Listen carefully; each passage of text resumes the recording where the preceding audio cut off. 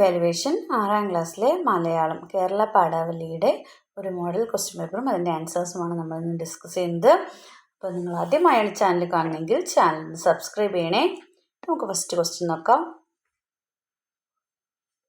വായിക്കാം, എഴുതാം. ഒരു പാരഗ്രാഫാണ്. നിങ്ങൾക്ക് എപ്പോഴും ഫസ്റ്റ് തരുന്നത് ഒരു പാരഗ്രാഫ് ആയിരിക്കും.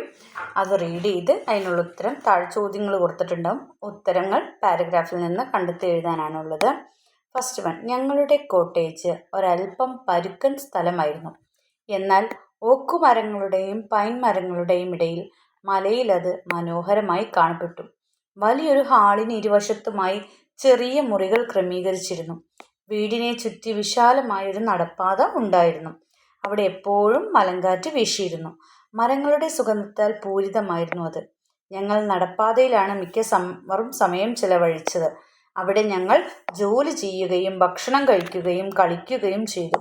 പിറകുവശത്തായി വലിയൊരു ബട്ടർ നട്ട് മരമുണ്ടായിരുന്നു. അതിനു ചുറ്റുമായിട്ടായിരുന്നു നടകൾ കെട്ടിയിരുന്നത്. മുൻവശത്ത് മരങ്ങൾ വളരെ അടുത്തായിരുന്നു. അവയെ എനിക്ക് തൊടാനും അവയുടെ ശിഖരങ്ങളെ കാറ്റുലയ്ക്കുന്നത് അനുഭവിച്ചറിയാനും കഴിഞ്ഞിരുന്നു. എൻ്റെ ജീവിതകഥ. Helen Keller. ഹെലൻ കെല്ലർ ആരാണെന്ന് നമുക്ക് അറിയാം അല്ലേ?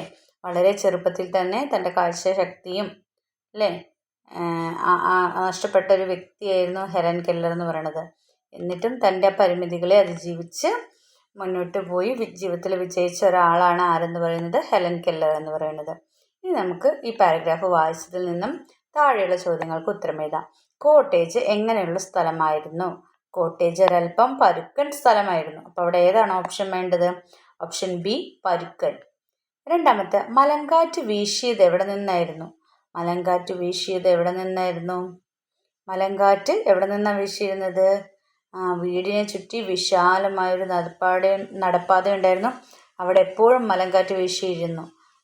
മരങ്ങളുടെ സുഗന്ധത്താൽ പൂരിതമായിരുന്നു അത്. ഇത്രയാണ്. അപ്പോൾ എവിടെയാണ്? വിശാലമായ നടപ്പാതകളിൽ. ഓക്കെ. മൂന്നാമത്തെ ക്വസ്റ്റ്യൻ, താഴെ നൽകിയ പ്രസ്താവനകളിൽ ശരിയേത്? ഞങ്ങൾ നടപ്പാതകളിൽ സമയം ചെലവഴിച്ചു. മരങ്ങൾ തീരെ ഇല്ലാത്ത സ്ഥലമായിരുന്നു അത്. മരങ്ങൾ തീരെ ഇല്ലാത്ത സ്ഥലമായിരുന്നോ? ഒന്നാമത്തെ ശരിയാണ് അല്ലേ? രണ്ടാമത്തെ തെറ്റാണ്. താഴെ നൽകിയിരിക്കുന്ന രണ്ടാമത്തെ പ്രസ്താവന തെറ്റാണ്. അവിടെ പ്രത്യേകം പറയുന്നുണ്ടായിരുന്നു എന്താണ്? അവിടെ അതിന് ചുറ്റുമായിട്ട് ഒരുപാട് മരങ്ങൾ അടുത്തടുത്തായിട്ടുണ്ടായിരുന്നു എന്ന് പറയുന്നുണ്ട് അല്ലേ? അപ്പോൾ അതുപോലെ നടപ്പാതയിലാണ് മിക്കവാറും സമയം ചെലവഴിച്ചതെന്നും അതിലുണ്ട്. അപ്പോൾ ഒന്നാമത്തത് ശരിയാണ്, രണ്ടാമത്തത് തെറ്റാണ്. ഇനി കാര്യകാരണ ബന്ധം നോക്കി ശരിയുത്തരം കണ്ടെത്തുക. കാര്യം ഇതാണ്, മരങ്ങളുടെ സുഗന്ധത്താൽ പൂരിതമായിരുന്നു അത്. കാരണം അവിടെ മലങ്കാറ്റ് വീശിയിരുന്നു. ശരിയാണ് അല്ലേ? കാര്യവും ശരിയാണ്, കാരണവും ശരിയാണ്. അവിടെ എന്താണ്? മരങ്ങളുടെ സുഗന്ധത്താൽ പൂരിതമായിരുന്നു അവിടെ. അതിന് കാരണം എന്തായിരുന്നു? അവിടെ മലങ്കാറ്റ് വീശിയിരുന്നു. കാറ്റത്ത് ആ സുഗന്ധം പരക്കുന്നത് കൊണ്ടാണ് അങ്ങനെ വന്നത്. അപ്പോൾ കാര്യവും കാരണവും ശരിയാണ്. അഞ്ചാമത്തെ ക്വസ്റ്റ്യൻ, നൽകിയ പ്രസ്താവനകളിൽ ശരിയായതേത്? വലിയ ഹാളിന് ഇരുവശത്തും വലിയ മുറികൾ ഉണ്ടായിരുന്നു.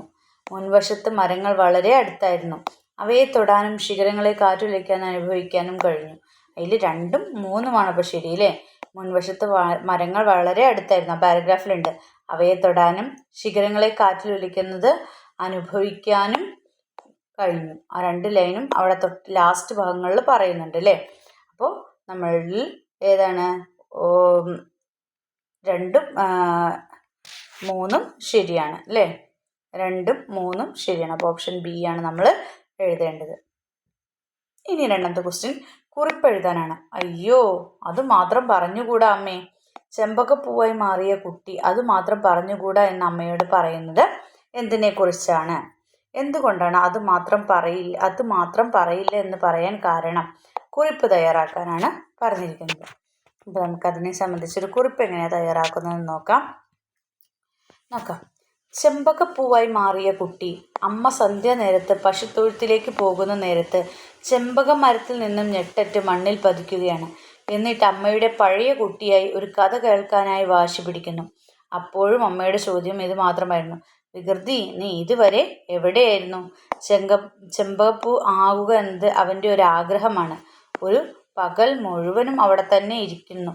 അമ്മയുടെ ശ്രദ്ധ ആകർഷിക്കാൻ പരമാവധി ശ്രമിച്ചുകൊണ്ടിരിക്കാനും സന്ധ്യയുടെ അമ്മയുടെ അടുക്കലെത്താനും അവൻ ആഗ്രഹിക്കുന്നു. എവിടെയാണ് പകൽ മുഴുവനും തങ്ങിയത് എന്ന അമ്മയുടെ ചോദ്യത്തിന് അത് മാത്രം പറയില്ല അമ്മേ എന്ന് മറുപടിയും പറയുന്നു. അപ്പോൾ മറഞ്ഞിരിക്കുന്ന തന്നെ അമ്മയെ സ്വയം കണ്ടെത്താൻ ശ്രമിക്കണമെന്ന ഒരു ചിന്തയാണ് ഇവിടെ ഉള്ളത്. അങ്ങനെയാണ് കുറിപ്പ് തയ്യാറാക്കുക. ഇനി അടുത്ത ബി ക്വസ്റ്റ്യൻ നോക്കാം. നമുക്ക് ചേരുംപടി ചേർത്ത് ശരിയായി എഴുതാനാണ് പറഞ്ഞിരിക്കുന്നത്. ഇവിടെ ഒരു സംഭവം തന്നിട്ടുണ്ട്, ലില്ലിച്ചെടീനെ നമ്മൾ അതിനെ ഇങ്ങനെ സെപ്പറേറ്റ് ചെയ്ത് എഴുതുമ്പോൾ എങ്ങനെയാണ് വിഗ്രഹിച്ച് എഴുതുമ്പോൾ എങ്ങനെയാണ് വേണ്ടത്? ലില്ലി പ്ലസ് ചെടി. അപ്പം ലില്ലി പ്ലസ് ചെടി ആദ്യത്തെ ഓപ്ഷനാണ് കറക്റ്റ്, ലില്ലിച്ചെടി. ഇനി സി ക്വസ്റ്റ്യൻ നോക്കാം. മാസ്റ്ററുടെ കണ്ണുകളിൽ നിന്ന് തീപ്പൊരി പറന്നുകൊണ്ടിരുന്നു. തീപ്പൊരി പറന്നുകൊണ്ടിരുന്നു എന്ന വാക്കിന് താഴെ നൽകിയതിൽ എന്തർത്ഥമാണ് ശരിയായിട്ടുള്ളത്? കണ്ണുകളിൽ തീയിടുക, ദേഷ്യം വന്ന് കണ്ണുകൾ ചുവന്നത്, അടുപ്പിൽ നിന്നും തീപ്പൊരികൾ കണ്ണിൽ പതിക്കുക, ദേഷ്യം വന്ന് കരയുക. അപ്പോൾ തീപ്പൊരി മാസ്റ്ററുടെ കണ്ണിൽ നിന്നും തീപ്പൊരി പറന്നുകൊണ്ടിരുന്നതിന് മാസ്റ്റർക്ക് അത്രയ്ക്ക് ദേഷ്യമായിരുന്നു. അപ്പോൾ ദേഷ്യം വന്ന് കണ്ണുകളൊക്കെ ചുവന്നിരുന്നു. ഓപ്ഷൻ ബി ആണ് ഉത്തരം. മൂന്നാമത്തെ ക്വസ്റ്റ്യൻ വിശകലന കുറിപ്പ് തയ്യാറാക്കാനാണ്. വന്നു പിറന്നിതു ചെന്നിണ മൂലും വാളു കണക്കൊരു തീനാളം, സഞ്ചിതമാകും ഇരുട്ടുകളെല്ലാം സംഭ്രമം മാറുന്ന നോര നേരം. പന്തങ്ങൾ. വരികൾ വിശകലനം ചെയ്ത് കുറിപ്പ് തയ്യാറാക്കാനാണ് പറഞ്ഞിട്ടുള്ളത്. ഈ വരികൾ വിശകലനം ചെയ്ത് കുറിപ്പ് തയ്യാറാക്കാനാണ് പറഞ്ഞിട്ടുള്ളത്. വൈലോപ്പിള്ളി ശ്രീധരൻ, ഇത് ആദ്യം ഏത് കവിതയിൽ നിന്നുള്ള വരികളാണെന്ന് പറയണം. നമ്മളെപ്പോഴും ഒരു കവിത എഴുതുമ്പോൾ എപ്പോഴും അതിലെ കവി ആരാണ്, അത് ഏത് കവിതയിൽ നിന്നുള്ളതാണ്. ഇനി ഏതെങ്കിലും സമാഹാരത്തിൽ നിന്നാണെങ്കിൽ ആ ഏത് സമാഹാരത്തിൽ നിന്നാണ് എന്നുള്ളതും കൂടി പറയണം. വൈലോപ്പിള്ളി ശ്രീധരമേനോൻ എഴുതിയ പന്തങ്ങൾ എന്ന കവിതയിലെ ഏതാനും വരികളാണിത്. പണ്ടുകാലത്ത് പൂർവ്വപിതാമഹർ കല്ലുകൾ ഉരസിയാണ് തീ ഉണ്ടാക്കിയത്. അത് വലിയൊരു മാറ്റത്തിനാണ് തുടക്കം കുറിച്ചത്. തീയിൽ ആഹാര സാധനങ്ങൾ വേവിക്കാനും ഇരുമ്പ് ഉപയോഗിച്ച് കാർഷിക ഉപകരണങ്ങൾ രൂപപ്പെടുത്താനും അവർക്കായി. കണ്ടുപിടുത്തങ്ങൾ അവരുടെ ജീവിതഗതിയെ മാറ്റിത്തീർത്തു. വന്നു പിറന്നത് ചുവന്ന നിറമുള്ള വാളുപോലെയുള്ള മൂർച്ചയുള്ള അതേപോലെ ഉപകാരപ്രദവുമായ തീ എന്ന ആയുധമാണ്. അതുപയോഗിച്ച് ധാരാളം പുതിയ പുതിയ അറിവുകൾ അവർ നേടി. ഇരുട്ടിൽ കഴിഞ്ഞവർക്ക് പുതിയ ചിന്തകളെ ഉൽപ്പാദിപ്പിക്കാൻ കഴിഞ്ഞു. ലോകത്തെ തന്നെ പുരോഗതിയിലേക്ക് നയിക്കാൻ കഴിഞ്ഞു. വൻ മാറ്റത്തിന് തുടക്കം കുറിക്കാനുമായി. അപ്പോൾ ഇങ്ങനെയാണ് അതിൻ്റെ വിശകലനക്കുറിപ്പ് തയ്യാറാക്കിയത്. ഇനി അടുത്തത് അല്ലെങ്കിൽ വേറൊരു ഇത് തന്നിരിക്കുകയാണ്. കുളി കഴിഞ്ഞ് ഈറൻ മുടിയിഴകൾ ചുമലിലേക്ക് വിതിർത്തിയിട്ട് ഈ ചെമ്പകത്തണലിലൂടെ തൊടിയിലെ പ്രാർത്ഥനാലയത്തിലേക്ക് പോകുമ്പോൾ ഒരു പുതുപൂവിൻ്റെ മണം തീർച്ചയായും അമ്മ ശ്രദ്ധിക്കും. അത് എന്നിൽ നിന്നുമാണ് വരുന്നതെന്നറിയാതെ. ചെമ്പകപ്പൂവ്. വരികൾ വിശകലനം ചെയ്ത് ആശയം വിശദമാക്കുക. ഇത് ചെമ്പകപ്പൂവ് എന്നുള്ളതിലാണ്, മറ്റത് പന്തങ്ങളിലാണ്. അപ്പോൾ രണ്ടിൻ്റെയും ആശയങ്ങൾ നോക്കി വെച്ചിട്ടിരിക്കുക. എന്താണ്, ആരാണ് എഴുതിയത്? രവീന്ദ്രനാഥ ടാഗോറിൻ്റെ ചെമ്പകപ്പൂവ് എന്ന കവിത കുട്ടിയും അമ്മയും തമ്മിലുള്ള അഗാധ സ്നേഹത്തിൻ്റെ ഒളിച്ചു കളിയുടെ കഥയാണ് പറയുന്നത്. രാവിലെ മുതൽ ചെമ്പകം മരത്തിലെ ഒരു പൂവായി ഒളിച്ചു കളിക്കാൻ കുഞ്ഞ് ആഗ്രഹിക്കുന്നു. ചെമ്പകത്തിൽ ഒരു പൂവായി വിരിഞ്ഞ് ഇളം കാറ്റിനൊപ്പം തലകുലുക്കുകയും തളിരിലകൾക്ക് മീതെ തുള്ളിച്ചാടി നൃത്തം വയ്ക്കുകയും ചെയ്താൽ അമ്മ തന്നെ തിരിച്ചറിയുമോ എന്ന് കുട്ടി ആശങ്കപ്പെടുന്നു. ഇടയ്ക്ക് അമ്മ വിളിച്ചു ചോദിക്കും, കുട്ടി നീ എവിടെയാണ്? അപ്പോൾ ഇലകൾക്കിടയിലേക്ക് ഒന്നുകൂടി പതുങ്ങി ഞാൻ ഊറിച്ചിരിക്കുമെന്ന് കുട്ടി. കുളി കഴിഞ്ഞ് ഈറൻ മുടിയിഴകൾ ചുമലിൽ വിതർത്തിയിട്ട് അമ്മ നടന്നു പോകുമ്പോൾ ഒരു പുതുപൂവിൻ്റെ മണം അമ്മയെ ആകർഷിക്കും. അപ്പോഴും അമ്മ അറിയില്ല ആ മണം വരുന്നത് ചെമ്പകപ്പൂവായി മാറിയ തൻ്റെ കുട്ടിയുടേതാണെന്ന്. ഇവിടെ കുട്ടിയുടെ ആഗ്രഹങ്ങൾ മനോഹരമായിട്ടാണ് കവി വരച്ചു വച്ചിട്ടുള്ളത്. ഇപ്പോഴും അമ്മയുടെ ശ്രദ്ധ തന്നിൽ തന്നെ ഉണ്ടാകണമെന്ന് ആഗ്രഹിക്കുന്ന ഒരു കുട്ടിയെ ഇവിടെ കാണാനാകും. അമ്മയിൽ നിന്നും ഒളിച്ചു നിൽക്കാൻ ഒരു ചെമ്പകപ്പൂവായി മാറിയാൽ മതി എന്ന് കുട്ടി കരുതുന്നു. ഇടയ്ക്കിടെ തന്നെ ശ്രദ്ധിക്കാൻ ആവശ്യമായ കാര്യങ്ങൾ താൻ ചെയ്യുമെന്നും കുട്ടി കരുതുന്നു. കുട്ടിയുടെ അത്തരം ചിന്തകൾ നിറച്ചുവെച്ച മനോഹരമായ സങ്കല്പങ്ങൾ നിറച്ചുവെച്ച ഈ കവിത നമ്മെ ആകർഷിക്കുകയും ചെയ്യുന്നു. അപ്പോൾ ഇങ്ങനെയാണ് ചെമ്പകപ്പൂവിനെ കുറിച്ചുള്ള ആശയം എഴുതേണ്ടത്, വിശകലനം ചെയ്ത് എഴുതേണ്ടത്. നാലാമത്തത് പ്രതികരണക്കുറിപ്പ് തയ്യാറാക്കാനാണ്. മാലോടിഴയും മർത്യാത്മാവിനു മേലോട്ടുയരുവാൻ ചിറകുതകി പാരിൽ മനുഷ്യ പുരോഗമനക്കൊടി പാറിച്ചവയി പന്തങ്ങൾ. മനുഷ്യ പുരോഗതിയിൽ തീയുടെ കണ്ടുപിടുത്തം വലിയ മാറ്റങ്ങൾ വരുത്തി. ഈ അഭിപ്രായത്തോട് പ്രതികരിക്കുക. അപ്പോൾ മനുഷ്യന് വലിയൊരു അനുഗ്രഹമായി മാറിയതാണ് തീയുടെ കണ്ടുപിടുത്തം എന്ന് പറയുന്ന സംഗതി അല്ലേ. അപ്പോൾ നമുക്ക് അതിനെക്കുറിച്ച് വിശദീകരിക്കാനാണ് പറഞ്ഞിട്ടുള്ളത്. എങ്ങനെയാണ്? പന്തങ്ങൾ എന്ന കവിതയിലൂടെ വൈലോപ്പിള്ളി നമുക്ക് പകർന്നു നൽകുന്നത് മനുഷ്യൻ്റെ പുരോഗതിയിൽ തീയുടെ കണ്ടുപിടുത്തം വഹിച്ച പങ്കിനെ കുറിച്ചാണ്. കാടുകളിൽ കഴിഞ്ഞിരുന്ന അവൻ്റെ മുമ്പിൽ പൂർണ്ണമായും ഇരുട്ടായിരുന്നു. വെളിച്ചത്തിൻ്റെ ഒരു കണിക പോലും എവിടെയും കാണാൻ സാധിച്ചിരുന്നില്ല. അതിനിടയിലാണ് തീയുടെ വെളിച്ചം അവനിലെത്തിയത്. തീയുടെ വെളിച്ചം മാത്രമല്ല, അതിൽ നിന്ന് ലഭിച്ച അറിവ് അതിനും അപ്പുറത്തായിരുന്നു. അവൻ തീയുടെ സഹായത്താൽ ആഹാരം പാചകം ചെയ്യാൻ തുടങ്ങി. പുതിയ ആയുധങ്ങൾ ഉണ്ടാക്കി, മൃഗങ്ങളെ കീഴ്പ്പെടുത്തി, പലതും വേവിച്ചു കഴിച്ചു. കൃഷി ചെയ്യാൻ കഴിഞ്ഞു. അതിനായി പുതിയ ഉപകരണങ്ങൾ ഉണ്ടാക്കാനും കഴിഞ്ഞു. ഇതെല്ലാം തീയുടെ ഉത്ഭവത്തോടെ മാത്രം സംഭവിച്ചതാണ്. തീയുടെ കണ്ടെത്തൽ നൽകിയ അറിവ് വളരെ പ്രധാനപ്പെട്ടതാണ്. തീയുടെ കണ്ടുപിടുത്തത്തെക്കുറിച്ചാണ് നമ്മളോട് ചോദിച്ചിട്ടുള്ളത്. അപ്പോൾ ആ ഒരു മനുഷ്യപുരോഗതിയിൽ തീയുടെ കണ്ടുപിടുത്തം എന്തൊക്കെ മാറ്റങ്ങൾ വരുത്തി, അത് ആ കവിതയുമായി ബന്ധപ്പെടുത്തി ആ അഭിപ്രായത്തോട് പ്രതികരിക്കാനാണ് പറഞ്ഞിരുന്നത്. അല്ലെങ്കിൽ അന്തരീക്ഷത്തിലെ ചൂട് കുറഞ്ഞു, ആകാശം കറക്കുകയാണെന്ന് മനസ്സിലായി.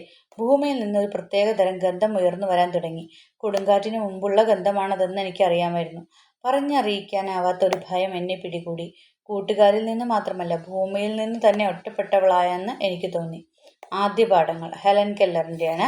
ഈ സംഭവത്തിലുള്ള നിങ്ങളുടെ പ്രതികരണം കുറിപ്പാക്കാനാണ് പറഞ്ഞേക്കുന്നത്. അപ്പോൾ ഹെലൻ കെല്ലറിൻ്റെ എന്താണ് നമുക്ക് നോക്കാം. ഹെലൻ കെല്ലർ പങ്കുവയ്ക്കുന്ന അനുഭവങ്ങൾ വളരെ തീക്ഷ്ണമാണ്. കണ്ടും കേട്ടും അറിഞ്ഞാണ് നാം ഓരോ കാര്യവും പഠിക്കുന്നത്. എന്നാൽ ഭൂമിയിലെ കാഴ്ചകൾ കാണാനാവാതെ പരിമിതി നിറഞ്ഞ ഒരു ജീവിതവുമായാണ് ഹെലൻ കെല്ലർ ഇവിടെ ജീവിച്ചു പോയത്. സാധാരണ മനുഷ്യനേക്കാൾ തീവ്രതയോടെ ഈ ഭൂമിയിലെ കാഴ്ചകൾ കാണാൻ അവർ ശ്രമിച്ചു. ഇതിനിടയിലാണ് ഒരു മരം കയറ്റ അനുഭവം അവർ വിവരിക്കുന്നത്. അതുവരെ ഉണ്ടായിരുന്ന കാലാവസ്ഥയിൽ പെട്ടെന്ന് മാറ്റം വരികയും കൊടുങ്കാറ്റ് ആരംഭിക്കുകയും ചെയ്തു. ഈ സമയത്ത് അവരുടെ ടീച്ചർ കൂടെ ഉണ്ടായിരുന്നില്ല. പറഞ്ഞറിയിക്കാനാവാത്തൊരു ഭയം അവരിൽ നിറഞ്ഞു. ഭൂമിയിൽ നിന്നും ഒറ്റപ്പെട്ടതുപോലെ അവർക്ക് അനുഭവപ്പെട്ടു. ഒരു സാധാരണ കുട്ടിയാണെങ്കിൽ പോലും ഇങ്ങനെയേ ചിന്തിക്കൂ. കാരണം കൊടുങ്കാറ്റ് വരുമ്പോൾ ആ മരത്തിൽ തന്നെ അള്ളിപ്പിടിക്കാൻ മാത്രമേ അവർക്കാവുകയുള്ളൂ. എന്നാൽ പരിമിതിയുള്ള ഒരു കുട്ടി എന്ന നിലയ്ക്ക് വല്ലാത്തൊരു ഭയം അവരിൽ നിന്നും പുറപ്പെട്ടു. തൻ്റെ ജീവൻ അപകടത്തിലാണെന്ന് ഹെലൻ തിരിച്ചറിയുന്ന ഒരു സന്ദർഭം കൂടിയായിരുന്നു അത്. എല്ലാ നേരങ്ങളിലും സഹായിക്കുന്ന അവരുടെ പ്രിയ ടീച്ചർ എത്തുന്നതിന് മുമ്പ് എന്തെങ്കിലും സംഭവിക്കുമെന്ന് അവർ ഭയപ്പെട്ടു. അതാണ് ഇവിടെയും സംഭവിച്ചത്. അപ്പോൾ ആ ഒരു സന്ദർഭത്തെക്കുറിച്ചാണ് അവിടെ പറഞ്ഞിരിക്കുന്നത്.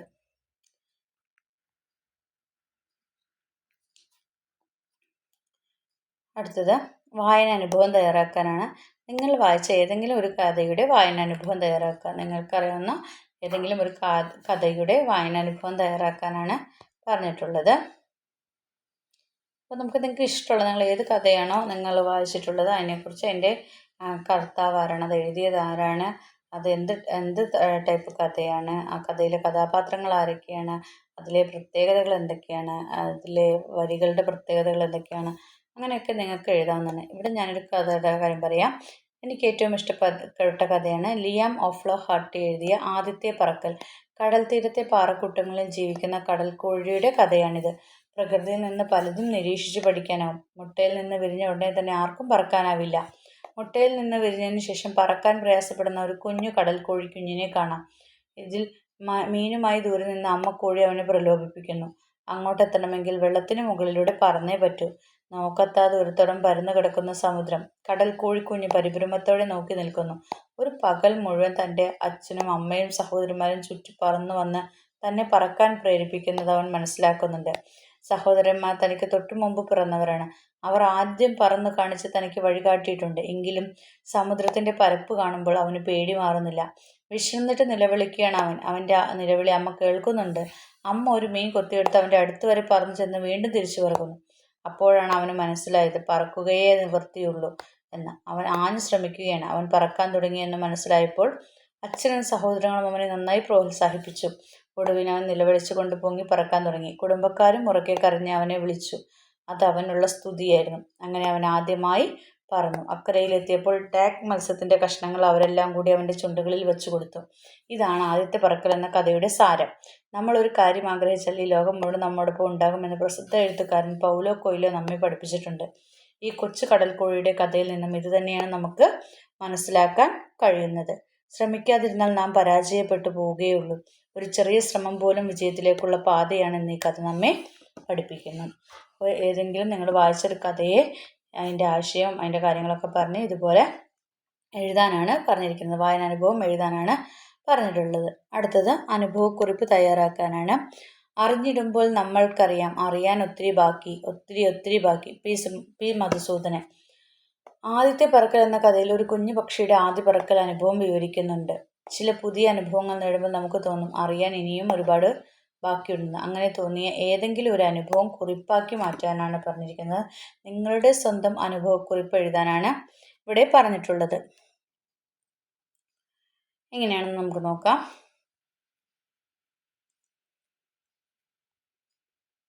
അനുഭവക്കുറിപ്പ് തയ്യാറാക്കുന്നത്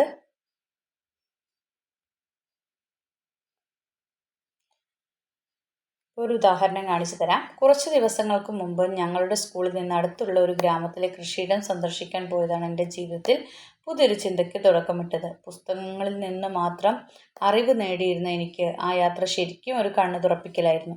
പാടത്ത് ജോലി ചെയ്യുന്ന രാഘവൻ ചേട്ടനോട് സംസാരിച്ചപ്പോഴാണ് നമ്മൾ പഠിക്കുന്നതിനേക്കാൾ വലിയൊരു ലോകം പുറത്തുണ്ടെന്ന് എനിക്ക് മനസ്സിലായത്. ഓരോ ചെടിയും എപ്പോൾ നടണം, മണ്ണിൻ്റെ മാറ്റം എങ്ങനെ തിരിച്ചറിയാം, മഴയുടെ മണം നോക്കി കാലാവസ്ഥ എങ്ങനെ പ്രവചിക്കാം എന്നതിനെക്കുറിച്ചെല്ലാം അദ്ദേഹം വാതോരാതെ സംസാരിച്ചു. ഒരു വിത്ത് മുളച്ചു വരുന്നത് കാണുമ്പോൾ ലഭിക്കുന്ന സന്തോഷം ഒരു വലിയ പരീക്ഷ ജയിക്കുമ്പോൾ കിട്ടുന്നതിനേക്കാൾ ഒട്ടും കുറവല്ലെന്ന് അദ്ദേഹത്തിൻ്റെ വാക്കുകളിൽ നിന്ന് ഞാൻ അറിഞ്ഞു. ഈ സന്ദർശനം എനിക്ക് നൽകിയ ചില പാഠങ്ങൾ ഇവയാണ്. ലോകം വലിയൊരു വിദ്യാലയമാണ്. ചുറ്റുമുള്ള ഓരോ മനുഷ്യരിൽ നിന്നും ഓരോ പ്രകൃതി പ്രതിഭാസത്തിൽ നിന്നും നമുക്ക് പുതിയ കാര്യങ്ങൾ പഠിക്കാനുണ്ട്. നമ്മൾ എത്ര പഠിച്ചാലും അറിയാത്ത കാര്യങ്ങൾ ഇനിയും ഒരുപാടുണ്ടെന്ന തിരിച്ചറിവ് നമ്മെ കൂടുതൽ വിനീതരാക്കും. കണ്ണു തുറന്ന് പ്രകൃതിയെ നിരീക്ഷിച്ചാൽ ഓരോ ദിവസവും നമുക്ക് പുതിയ പാഠങ്ങൾ ലഭിക്കും. എനിക്ക് എല്ലാം അറിയാമെന്ന ചിന്തയേക്കാൾ എനിക്ക് ഇനിയും ഏറെ പഠിക്കാനുണ്ട് എന്ന ചിന്തയാണ് നമ്മെ മികച്ച മനുഷ്യരാക്കുന്നത്. പുതിയ അനുഭവങ്ങളെ ഭയപ്പെടാതെ അവയെ സ്വീകരിക്കാൻ നമ്മൾ തയ്യാറാകണം. കാരണം ഓരോ പുതിയ അനുഭവവും നമ്മുടെ ചിന്തകളെ വളർത്തുന്ന വളമാണ്. ഇതിൽ തന്നിരിക്കുന്ന യാത്ര അനുഭവം എന്ന് പറയുന്നത് ഒരു കൃഷിയിടം സന്ദർശിച്ചപ്പോൾ അദ്ദേഹത്തിനുണ്ടായിരുന്ന മാറ്റത്തെക്കുറിച്ചാണ്. അനുഭവം അദ്ദേഹത്തിൻ്റെ ഒരു മാറ്റമാണ്, പുതിയൊരു അനുഭവം അദ്ദേഹത്തിന് നൽകിയ മാറ്റത്തെക്കുറിച്ചാണ്. അപ്പോൾ ഇതുപോലെ നിങ്ങളുടെ ജീവിതത്തിൽ നിങ്ങൾക്ക് എന്തെങ്കിലും സംഭവത്തിൽ നിങ്ങളെ മാറ്റിമറിക്കുന്ന ഏതെങ്കിലും തരത്തിലുള്ള ഒരു അനുഭവങ്ങൾ ഉണ്ടായിട്ടുണ്ടാകാം. അപ്പോൾ ആ അനുഭവത്തെക്കുറിച്ചാണ് നിങ്ങൾ എന്ത് ചെയ്യേണ്ടത്, കുറിപ്പാക്കി എഴുതേണ്ടത്. അപ്പോൾ നിങ്ങളുടെ മോഡൽ എക്സാമുമായി ബന്ധപ്പെട്ടിട്ടുള്ള ക്വസ്റ്റ്യൻസാണ് ഇതുള്ളത്. പാഠഭാഗങ്ങൾ നന്നായി വായിച്ചു നോക്കുക.